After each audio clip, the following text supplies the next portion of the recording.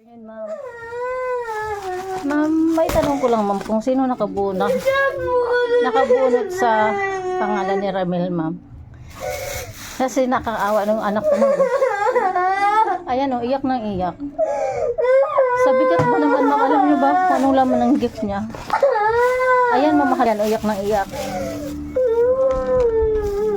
Ito ang laman. Rami, taas mo to. Ayan. Ayan, ma'am, oh. Pang babaeng blouse.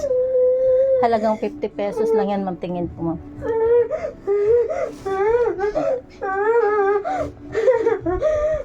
Pwede bang makausap to, ma'am? Ayun ang anak ko, mabiyak ng iyak, oh.